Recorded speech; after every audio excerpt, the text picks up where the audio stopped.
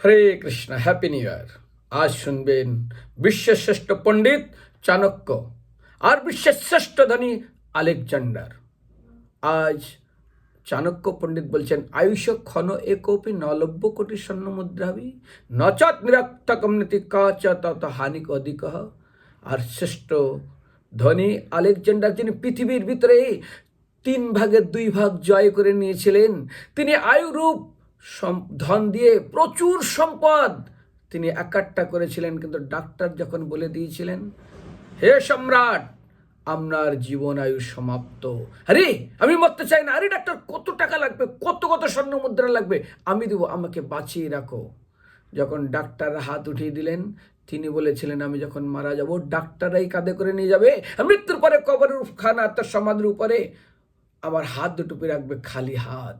কারণ শাস্ত্র বলছে, জীবন ক্ষণকাল গেলে একবার, কোটি স্বর্ণ মুদ্রা দিলে ফিরবে না আর।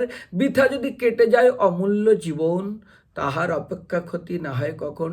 ঠিক আজ আলেকজান্ডার বলছেন, আর এদিকে চাণক্য পণ্ডিত বলছেন, ঠিক আমাদেরও জীবনরূপ ধন দিয়ে আমরা যদি শুধু সম্পদকে ক্রয় আর একাট্টা করতে থাকি, একদিন ধনাদিকে যেখানকার ধন সেখানে থাকবে, হয় বাক্সের মধ্যে, নইলে সিন্ধুকের মধ্যে, না ট্রেজরিতে, আপনার গৃহে, নইলে মাটির নিচে, নইলে ব্যাংকে, পশুবস্য গোষ্ঠে, পশুরা মাঠে চড়বে, আর স্ত্রী ভার্যা গৃহদ্বারে বর্জ্য চৌকট পর্যন্ত আসবে, জনা শ্মশানে আত্মীয় স্বজন আমার সঙ্গে শ্মশান পর্যন্ত যাবে, আর আমাকে জীব কর্মানুকে আমাকে একাই যেতে হবে। সেজন্য মনে রাখবেন, আয়ুর হ্যাপি নিউ ইয়ার। একটা বছর গেল মানে আপনার জীবন থেকে সবচেয়ে শ্রেষ্ঠ মূল্যবান সম্পদ যে আয়ু কমে গেল। ভাইরে, এটা মহামূর্খরা বলে হ্যাপি নিউ ইয়ার, আপনার জন্য নয়।